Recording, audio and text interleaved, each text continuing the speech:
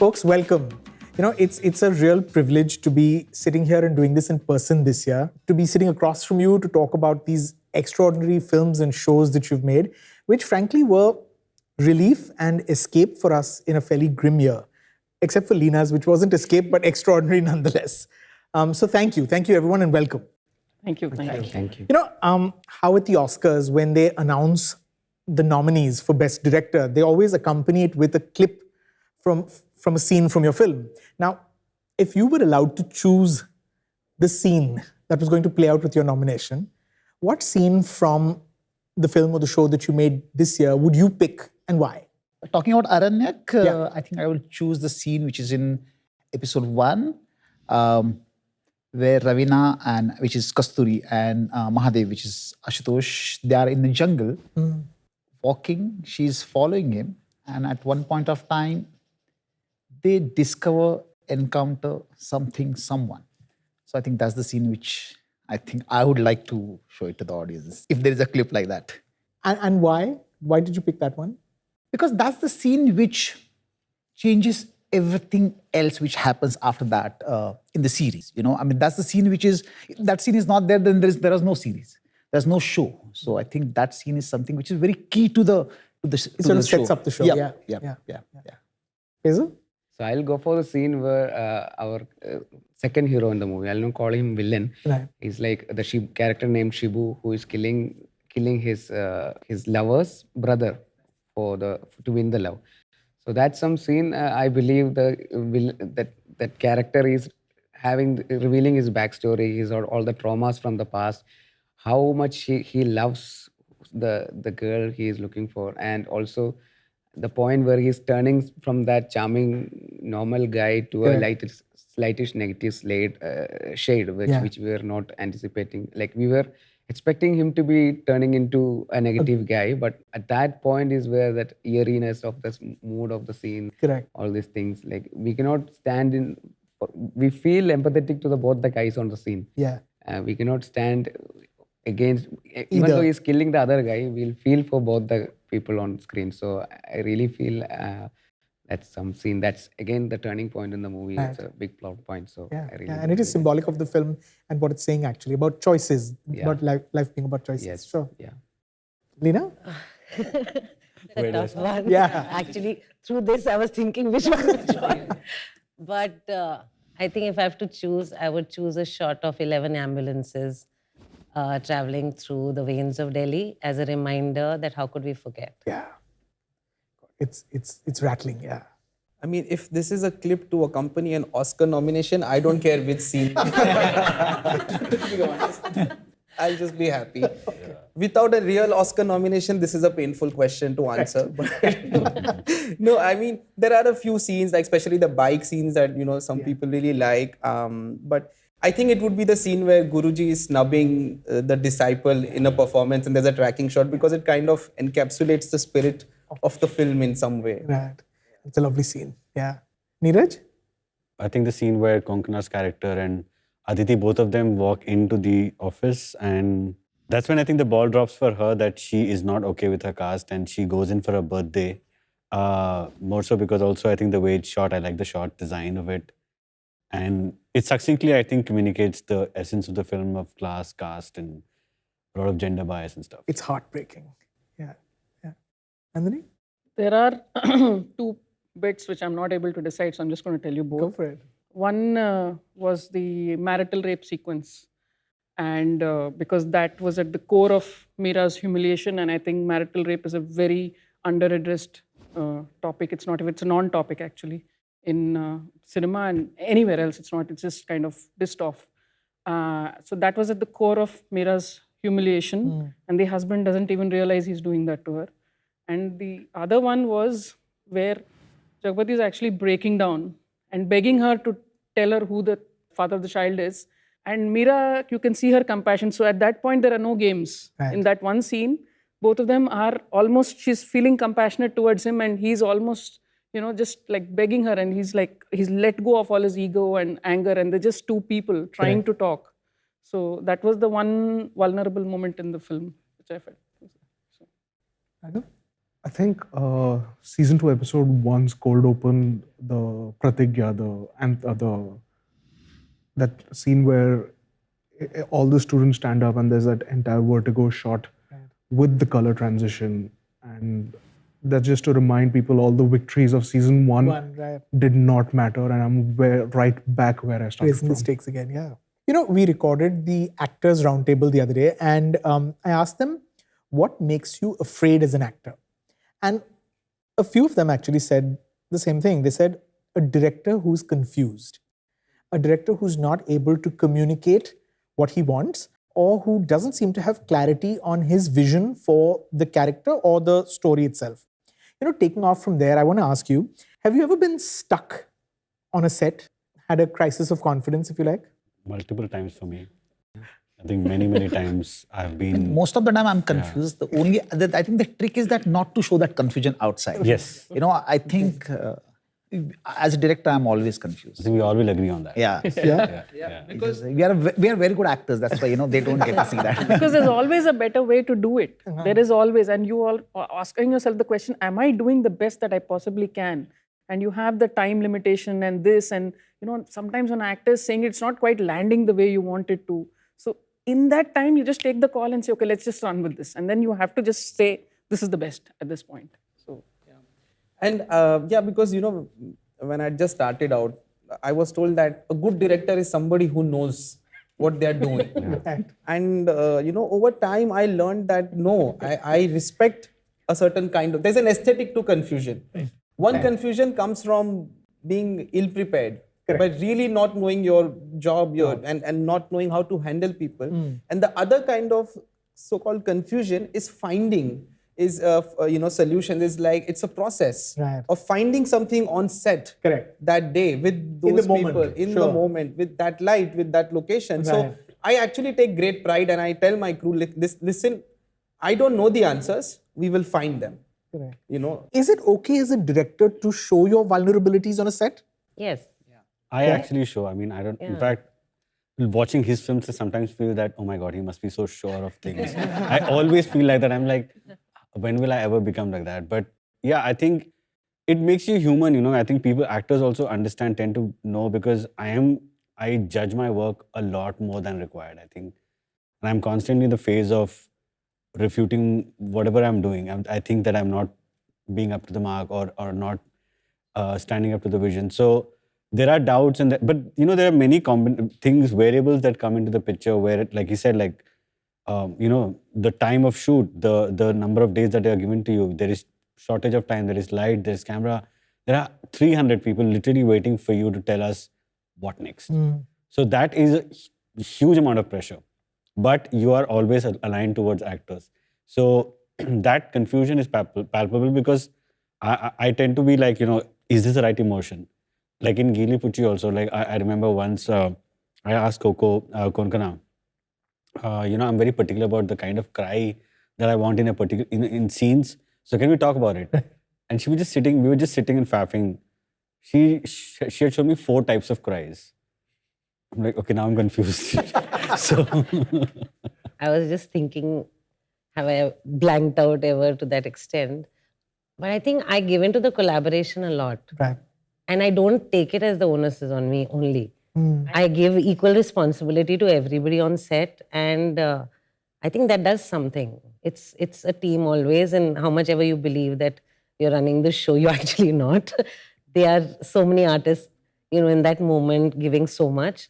So I think once you give into that collaboration, I mean, we are all human beings and we are all vulnerable, and that's what art comes from. So Sure. Absolutely, yeah. Even in the set, you just don't want to show, I mean, like, prove anyone that you are not sure about it. Yeah, you know, you're just be open to anyone who are giving suggestions, and keep silent. It'll just let everyone flood out their thoughts and just pick out something later. Just keep calm and just keep silence. And then once everyone, even the assistant directors are also can also give us some good outputs. Right. Like even I know one cracking idea in Minnal Murali came from an assistant director.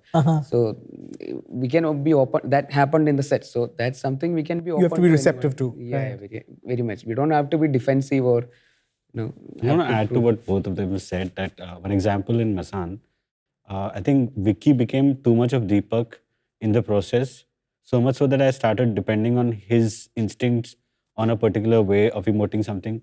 Because then I would ask him that would Deepak cry at this point? What would he do? Because he became so much. So then I would let go of my own way to direct, then I would just go with the flow of the character. I think you have to surrender sometimes to and appreciate them and their craft also. So I think it's that process of give and take, that balance we strike and strive always. And I think we have to trust their instincts also sometimes. You know, one of the things they say is write what you know, tell the stories that you've lived. And that's a great approach, of course. It's yielded some wonderful films by some wonderful writers and directors. But what I'm keen to know is, are you all personally more interested in telling stories that you know, creating characters that are familiar, or are you more interested in exploring worlds and sort of characters that you don't know, you're not familiar with, but are fascinated by? Obviously, it's great to tell the story which, like, the characters which you know, and you're like know them upside down. The only thing is that, see, I'm not a writer. Right. I mean, I can have concepts, I can have stories which I want to tell, but I just don't know how to write them. So it's great to collaborate with the writer, with your story, maybe with your concept, then sort of pull back, like stay a little away from it, basically let the writer develop it further so that you maintain your objectivity as well. Otherwise, in the writing process, I mean, whenever I've been involved in the writing process, what happens is you tend to lose your objectivity and you at times look for some shortcuts, maybe, It's better that, I mean, I believe that it's better if someone else writes it and then you direct it. You're in a better situation. I'm in a better situation that way. Okay. I like going to worlds that are not familiar. Because I think film is such an immersive opportunity to go and explore something, and that becomes real for you. And you get another you get another life experience. That is if it is something that attracts you, if you know you can surrender to it with full empathy and understanding and the will to learn and know more. I'm definitely drawn much more to worlds that I'm not familiar with and find myself in those worlds. And when that happens, it's beyond magic. Sure. I see Chaitanya nodding. Yeah, I mean, for me, it's a bit like that, but it's also like a mix, a marriage of, themes that I feel very deeply about and finding them through worlds that I don't know anything about. Right. Because the challenge and the interesting thing is also to find the commonality. Like, what is it that connects me with Neeraj, with Leena, with, someone who's behind the camera? What is it that connects? Because human beings do have some common shapes to their dreams, aspirations, and nightmares and challenges in life. So I love working on things that I don't know anything about, but it's very important to me that it has to be still very personal. Is that how The Disciple came about? Because apparently you had no interest in classical music before the film. Yeah, no, that's true. And it's the same with Court. Like, a lot of Court would not have come, if I would not have been able to write it if I didn't grow up in a middle-class Marathi family. Like the public prosecutor's characters based on my mother. I have been to picnics like that, which you see in the film. And even, The Disciple, it's very autobiographical in a way, because what's happening to film as a medium and just the general landscape right now with changing times and what you make of it as an artist, all those insecurities are actually what The Disciple is made of. I love going into the unfamiliar worlds, as all of them have said. Like, going into the unfamiliar world, that makes you excited. If that theme or whatever the genre you are trying to look forward is exciting you will go on searching and researching on the topic, which will make you push forward as a filmmaker or as a research scholar or whatever. You want to go inside deep, and then incorporating some familiar characters and emotion into that unfamiliar world will make it something new, I think. Right. Yeah. I think when we start off making, because we're still unsure of our craft, so to say, we try to seek some comfort among characters and worlds that we know. That is an easier kind of, ride into this world. But once you're there and you've started this journey, I think that hunger for adventure starts in any filmmaker, because then the familiar starts feeling very mundane and boring, and you've done that again. So it's like really getting into this world like Alice in Wonderland or something, and what else. And then the process of studying that world, understanding it, that itself is exciting. That itself leads to so much discovery, and your whole view as a storyteller starts getting shaped again. So it's a new you that is taking shape there. So that's what I feel is exciting. I think in my early formative years, I was an AD on a lot of ads. I saw they employed foreign DPs, foreign directors to shoot tourism of Madhya Pradesh or even a cement ad, as a matter of fact. So I understood there's a certain lens view that they require a white person to bring into India. And I understood that why can't I have this? So the last 2 shows that I did was about engineering, living in a hostel, and this is IIT preparations, Kota Factory. Absolutely new, random, bizarre worlds for me. Even the next that I'm doing, absolutely random, new.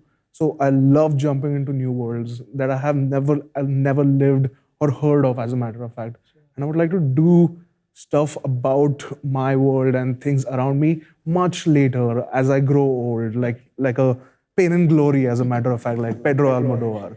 That happens only when you hit 60, I think. So reflective when you're in that sort of mode. Neeraj? Actually, I'm scared of unfamiliarity in the sense, but then my familiarity I'm seeking from, not from the world of the characters or whatever, but I think I have to make it somehow my own. Like it could be about, like for instance, you can have a story about a subaltern character who is very morally upright, very, very sincere, very boring. That would not excite me. At the same time, it could be possible that somebody, like let's say living in a mansion, who moonlights the vampire. It could be something, so I feel characters that way is easy, but for me, my familiarity lies with having to know everything about the world of the person in real life. That's how I'd want to make my own. Like even if somebody else is writing, somehow I try to make it like I will add either with staging or with some dialogue or something that kind of makes it my own, that it becomes easier to direct for me. I mean, completely seeing it like from a different screenplay altogether, someone else writes it, becomes very difficult for me to direct. So familiarity is something that I ought to have. Right. Yeah. Leena, your breakout film from 2015, Parched, was about a bunch of women who liberate themselves from the patriarchy that they are weighed under. Your docu-miniseries this year, House of Secrets, The Burari Deaths, it investigates how blind faith and the taboo surrounding mental illness may have led to the deaths of these 11 family members. But it's as much about patriarchy, that story, isn't it? Was that one of the things that got you sort of interested in exploring that story? No, that came as a byproduct, actually. My reason for wanting to do this was when this case happened, it was something that just stayed with me. And I realized that I didn't get a single answer. And it just went into this crazy circus. And it went all over the place, but to where it needed to go. And a year later, when the Netflix team was here and they said, "Do you want to make a documentary?" And I said, "Yes, I want to investigate this case." So actually, wanted to know what happened. Correct. But very soon, the moment I got into it, from a whodunit, it became a why done it and what done it and everything else but a whodunit. Right. And so many themes, kind of exploded from there because there were just so many questions, and I don't even think we've answered 30% of those questions. But even those 30% is so much to deal with. To take, yeah. I thought something that was especially interesting in at least 3 of the films and the shows I saw is how you've sort of appended the traditional, or we should say it, the lazy trope of women as long-suffering victims. In Geeli Pucchi, you, Neeraj, stacked the odds against Bharti Mandal. She's a Dalit woman who's a Dalit lesbian woman who's a factory worker. Every opportunity that she deserves is taken away from her. But eventually you put her in control of her narrative. In your film, Meera from Pitta Kathalu, your protagonist Nandini is played by Amala Paul, and she's this woman who uses the very things that were sort of trapping her. She uses them, she turns that around and makes that her escape. And interestingly, Basil, in Minnal Murali, which is a superhero film driven by a male protagonist, the traditional way of treating the leading woman the lead heroine in a superhero film, which is that the damsel who needs to be rescued, you don't do that. She's actually someone who sort of rescues herself. Can you talk a little about sort of creating these empowered female characters? I mean, I'm genuinely bored of the influx of this male toxic tropes everywhere in cinema, because all films are being made to launch a male superstar, and the women are supporting. I mean, they're called leads, but they're actually supporting characters to them. And also, it's not just male influx; it's also toxic in that sense that the whole macho, patriarchal being shown as cool. I think there's got to be something to counter that, because every other film, every big box office film is all male driven. So there's got to be something that counters it. So I'm happy doing films on women. But fundamentally, this film, like per se, Geeli Pucchi was started. It was actually a parallel track that when me and Varun were outlining Masand, at that time I'd come up with this track. And I think somewhere I was inspired by Kaurismäki's film Match Factory Girl. So it was that kind of trope. So it came about from there. And at that time, it was purely about hedonism. That this woman who's a Match Factory Girl, she just wants to buy a television. So she plants pregnancy into someone's head so that the job comes to her. That was the thing. Yeah. From there on, I think I tend to navigate also more so because my feminism is too personal to me. Because I've grown up in a patriarchal household. I've seen my father inflict all those things to me and to my mother and sisters. Seeing that, I mean, my whatever I make, I think it's a reaction to all of my growing up. So that's how I see it. It's more personal than political. Sure. Nandini? So with Meera, the theme given to us was the changing power structure in the relationship. So the dynamic had to change. What I made Meera do is, she at one point is kind of consigned to her fate. She said, this is my life and there's no escape. And then at one point when she goes to her kids' karate class, the master's just teaching them how to use the opponent's strength against them. Right. So that's when the brain starts ticking. And Meera is shown as a writer. So she literally scripts this whole thing. And so through the whole play of the episode, you're not sure if Meera is the victim or the perpetrator. You know, it keeps swinging this way. The other day, you're one second you're sympathizing with the other one, and the other minute you're thinking she's playing the game. So you don't know which way to go till it actually plays out the way it does. But that was how the whole thing was structured. Basil? I see mostly characters. So coming to Minnal Murali, of course the genre itself is superhero. Yeah. So it's male dominating for sure. Correct. The genre demands that, but I didn't want to forcefully fit in a heroine or something like that in that genre. It's in the screenplay, it's in the writing process itself. It's very difficult to whatever it goes. It will end up into a damsel in distress scenario, as we see normally in superhero genres. We wanted to play her not as a heroine but as another character who is an ally to the hero. You cannot call her a heroine or just a friend of the hero who is supporting him, like a supporting actor. Right. She's like a comedian in the movie. She's not doing the heroine thing. Right.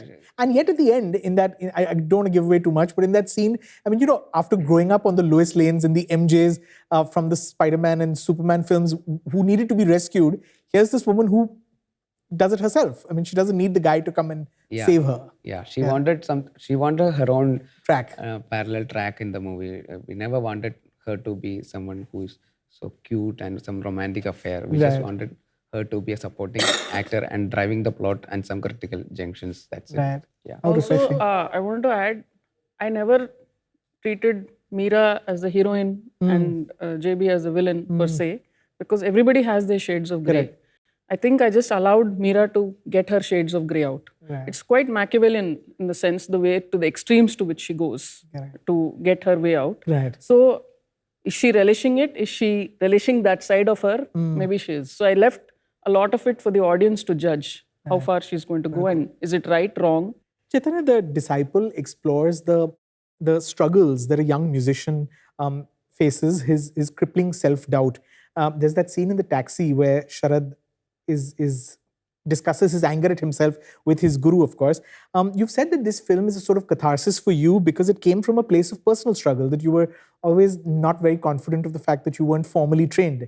Winning the Screenplay Award at Venice, making all of these lists, Time Magazine's top IndieWire's top films of the year. These sort of accolades don't help with the self-doubt? No, they don't. Obviously, they don't. No, and it's not just about, my insecurity as not being a trained filmmaker. I think I'm past that now, for sure. But it's a larger question, and which is why, for me, The Disciple is, quite universal in its essence. It's about anybody who has a certain plan in mind or has certain dreams or aspirations in mind and a method and a way to go about it, and then life happens to you. And for me, this is such a broad and yet such a common story shape or pattern, and yet I didn't see it quite often on screen. It's generally like this underdog story which either ends up in a glorious success or an extreme tragedy, where you have 15,000 other elements to blame.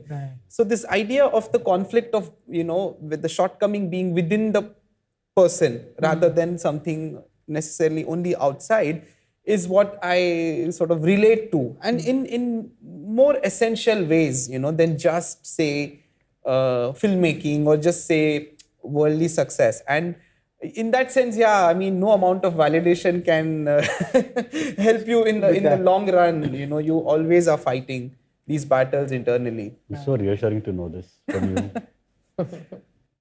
To Vinay and to Raghav, the two of you directed two very popular shows on Netflix this year. Of course, the second season of Kota Factory and Aranyak. The series format is not regarded as a director's medium. It's regarded as the writer's medium or the creator's medium, where the world has been created by someone else. The characters have not been conceived by you.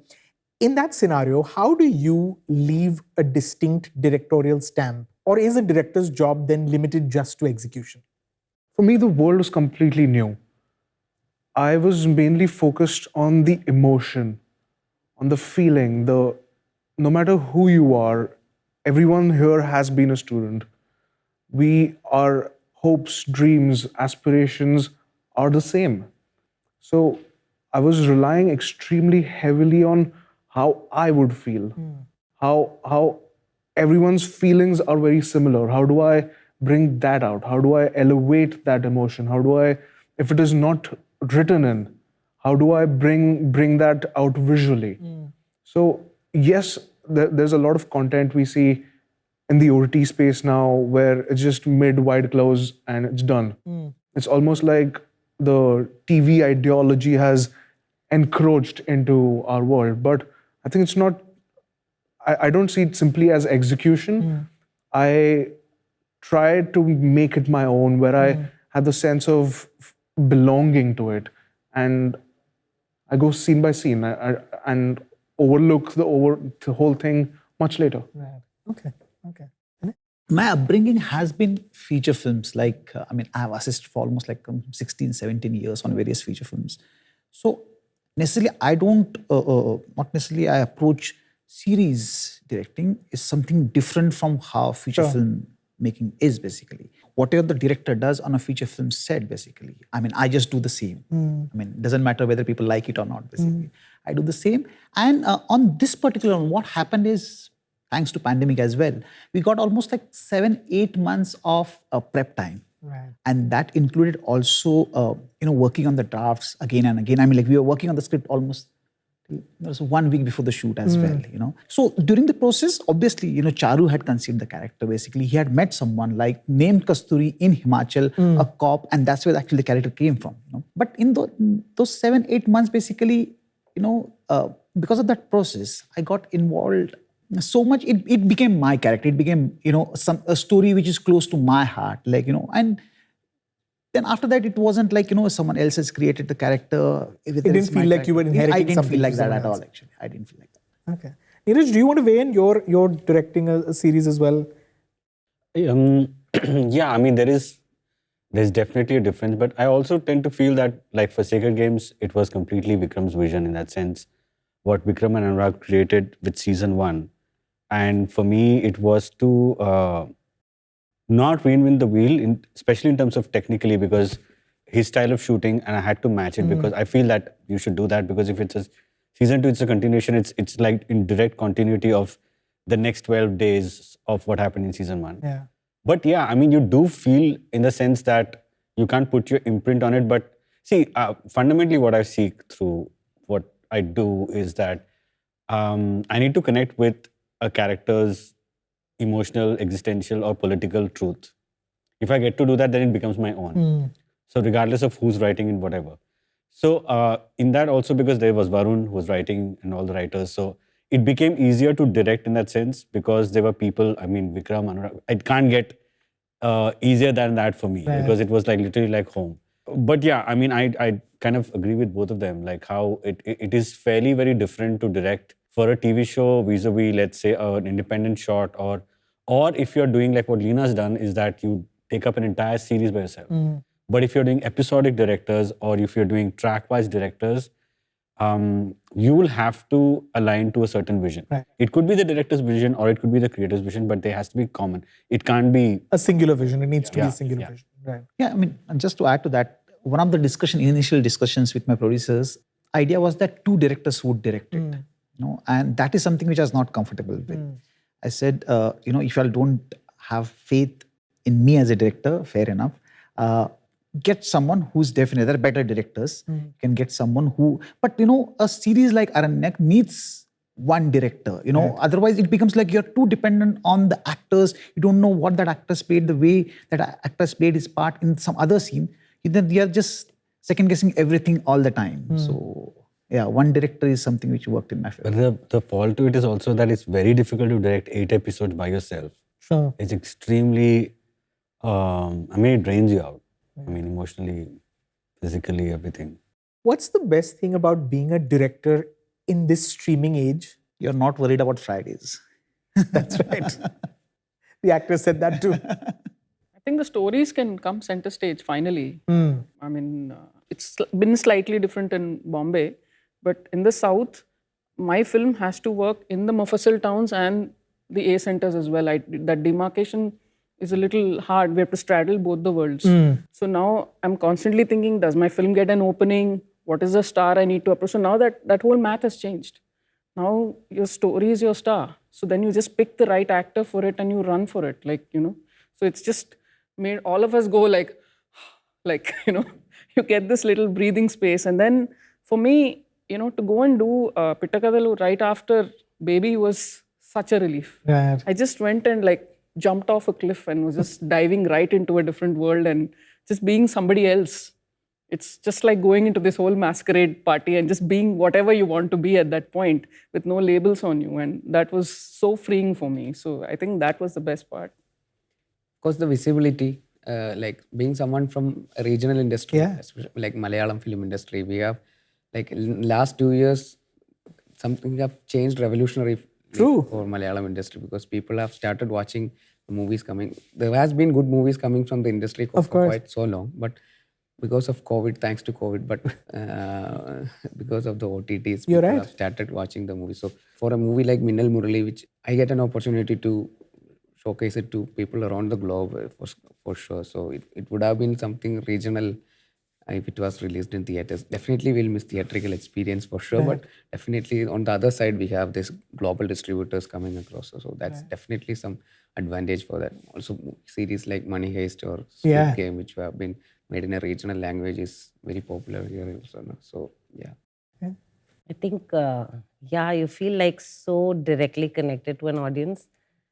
And the fact that you will find an audience, it may be A-type or whatever. For me, also the fact that not 5 people will decide what your film is. Reviews of the audience is coming in much faster. That whole thing has become redundant now, that you're directly in touch with the audience. I think that is so empowering because then you actually get a gauge of where you're going. Yeah, I mean, the other thing is also like, it doesn't matter when an audience discovers your work, it's if they do it. Correct. Like you mentioned, fortunately, there have been a few different lists on which The Disciple is included in the best films of the year, New Yorker and New York Times. and it's like 6 months after the release of the film, but I think it might bring in a new audience. yeah. And being on a platform like Netflix, Yeah. it doesn't matter, about that first week or second week, because Right. I know people, tend to complain about the good old theatrical experience, which Yeah. I hope stays. But I remember trying to release Court in the theaters, and it's like, Dina said, like, you need to make sure the exhibitors think the film is worth releasing, and the distributors need to be hyped up for the film. For an independent film, it was a bit of a nightmare, and again, if we have faith in the algorithms and word of mouth and, social media, it's okay if your work is discovered after a year or 2 or even 5, it kind of has a longevity, yeah.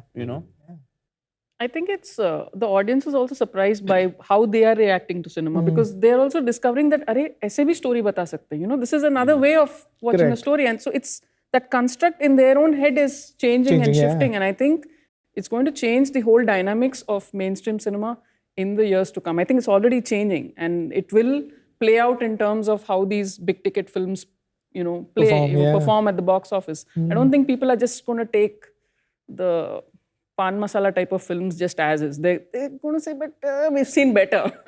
Some shift is with going the to House happen. of Secrets, because it was documentary, Yeah. and especially in India, we don't have a documentary Culture at all, yeah.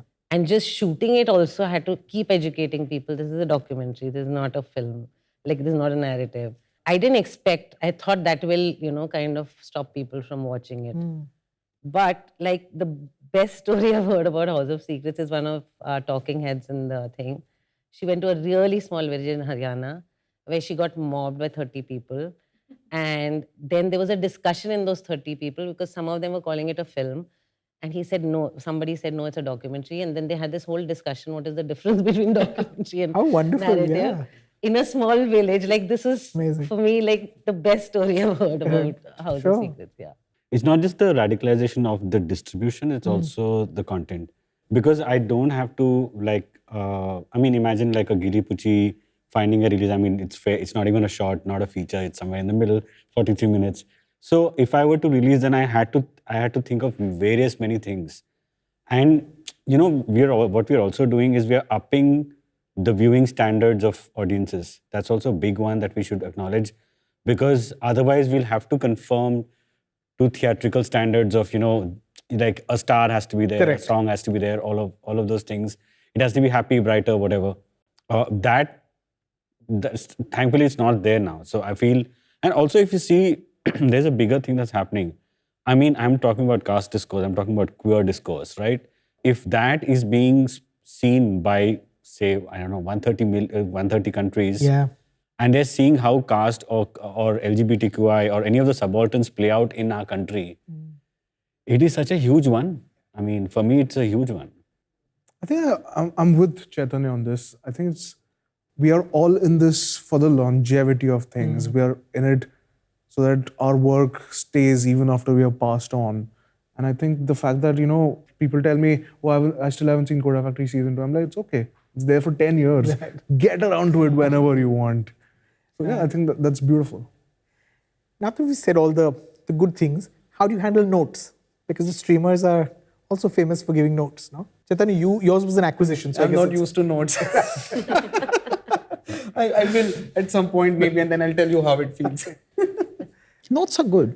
They're not always a problem, because what happens is when you're working on something as like a writer or developing it or creator or director, you're too close to the material. So someone who has that objectivity better than you. Some of the notes are definitely, they do make sense. Netflix specifically, I've worked with some other platforms as well. Netflix specifically they have that clarity where they know that they're working on 10 shows, I'm working on one show. So my focus is going to be way more than what they could have possibly. So they would say that, okay, these things seem like a problem. You think about it, you all come with a solution. We don't want to provide you a solution, And once you have that on the other side, it becomes much easier. Pointing out problem is not a problem. Someone provides you a solution, that becomes a problem. Acha, ye kar lo. That becomes a problem. Right. So, I mean, I was lucky enough, especially on this project where Netflix team wasn't like that. So that was a great help. I had a very similar experience. I worked very closely with Tanya, Karishma, Arush, Ayush. They did identify some problems, but they never were extremely anal about it. They would lightly suggest a possible change, a probable scene elimination. So, but then I think that's where you also cement your ideas. You get sure about what all the things you've thought and done and presented. I think that to and fro is actually good. Notes are really good because I think sometimes you might get too engrossed or too lost in it that you might be like, screw this. It's easy to throw your hands and say, they don't know this. It's easy to say, I know, I have done 2 seasons of this. It's easy, but then to have their lens view and understand that we are all collaborating together and also we have to trust them. It's their platform and we go in with that belief that, it's going over 190 countries. There has to be some truth to it also. So it's just finding that balance with everyone you work with. Leena, you got notes? Yeah. But the thing is, I didn't look at it as notes in terms of, and this experience taught me that actually you get to know pretty early in the process. I actually talk about it so much with them earlier in the process that they do become collaborators. I've argued and fought with them much before I've started making it. So it's something, then they are collaborators. And obviously you're going to you disagree, and that's when new things come out. So for me, even the notes phase in this, they were collaborators and they were part of, and as we were making it, as our vision was shifting, they were with us. It was not like they got a shock, okay, where did this go? So I think if you keep it as that, it's not something you have to abide by. I mean, it's suggestions that one gives you give your point of view, and who has the maximum logic to it wins. So I don't look at it as a bumper in the ride. Neeraj, Nandini? I've had producers who've had their own edit versions. So, after that, Netflix was like a breeze. Like after that boot camp, where I'm telling the editor, ye version chupa ke rakhna, unko mat dikhana. This is what will go out. So after all that has happened, this was nothing. Netflix was like gentle nudge. Could you kind of take a look at that? And then I said, no, it was actually because of this. And they said, yeah, absolutely fine. So this was like really one polite uncle just coming, beta, ye karna hai. Yeah. I mean, same experience for me. I would say I thrive on criticism. I mean, I have to have people critiquing around me. So that helps me in a lot of ways. But also, I mean, I'm making a film on intersectionality. It's going to be obviously complex. It's obviously going to invite a lot of this and that and multiple opinions. But I think the way they fail, I mean, I was actually, to be honest, kind of dreading how it would go because it is fairly research driven and it's very difficult to understand the nuances and complexities of it because even I myself had to bring in a lot of lived experience of people. But they were very fair and they write very exhaustive and they don't cross the boundary of saying, like he said, like, do this. It's always about, this feels like this, so you see what you want to do. So for me, that is what like really helped. And I want to really commend Netflix at that point because I remember I obviously like they said 30-page script and all that, and I removed the spaces and tried to make it concise just to do 30. Like somehow I crammed it up. But when I made the edit, it's like 44 minutes, and I'm like, then I showed it to Karan. I said like, can you see and tell me what you feel, and can you think of ways, because this obviously we have to cut down 10-15 minutes out of it because every film on average is about 20-30 minutes. And he saw it like, I don't know what to take off, like what do we do? And to my surprise, they didn't cut anything at all. I was like, really, thank you for that. The streamers, of course, go on about how your films reach out to 100 and so countries, and day and date the film becomes accessible to people across the world. I want to ask you, can you talk of specific instances of having experienced that? Perhaps feedback from places where traditionally, your film would not have reached out. I mean, have you had those experiences, any of you? I met a lady in Delhi on a flight, and I'm making a Telugu shot here.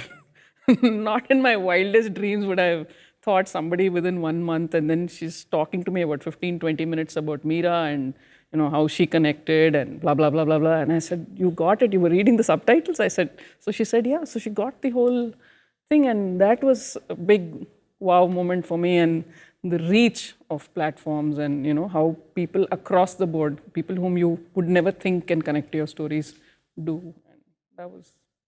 I mean, I was pretty scared because, see, with intersectionality, the problem is that you pit one subaltern against the other. Now, what would happen is that if the caste angle would win, somehow the queer angle would, kind of get... So I was very, very scared about how it will be received. But thankfully, it was received well by all of the, everyone from all communities.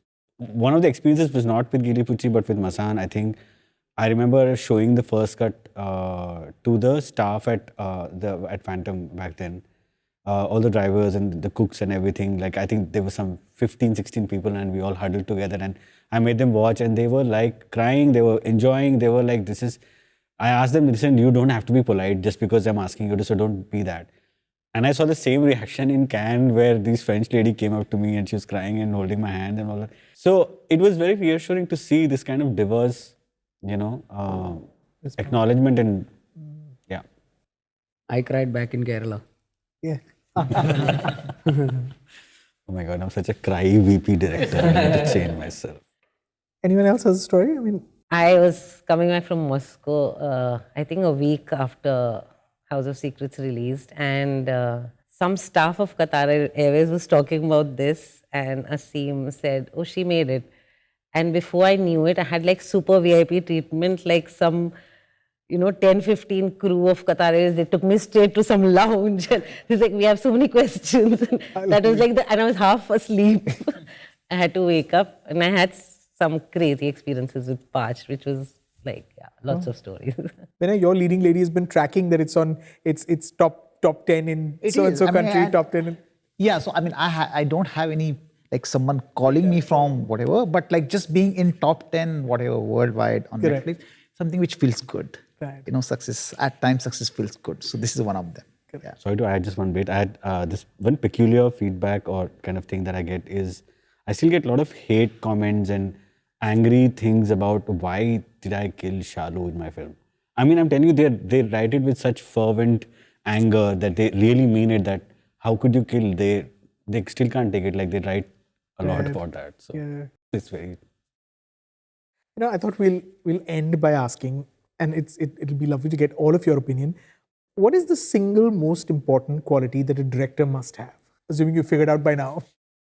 Balance of creative and analytical mind, I think.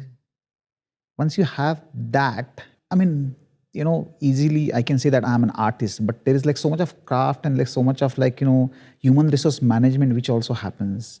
And every point of time there is something like, you'll have to, this like creative mind is working, but at the same time you'll have to also think about what options you have. And like so many decisions which happen on a daily basis, if you can find that balance, and obviously you can't always find that balance, so one thing will overpower the other.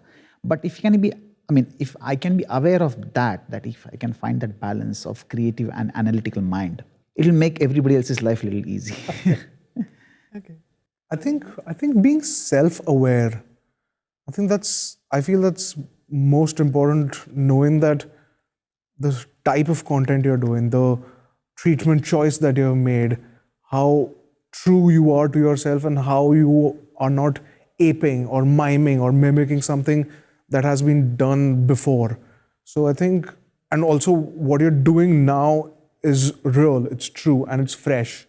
And there could be a greater, wider audience for something that you're putting out from the deepest, darkest parts of your mind onto screen. So I think being self-aware is the most important thing. I think for me, it's been the ability to think on your feet. Because all things being equal, every day you're going to land up with a crisis. Something's not going to be exactly the way you thought it's going to be. Neither the actor is not landing correctly, or the dialogue or the set, or something is going to go wrong. And you still have to make the goddamn thing work.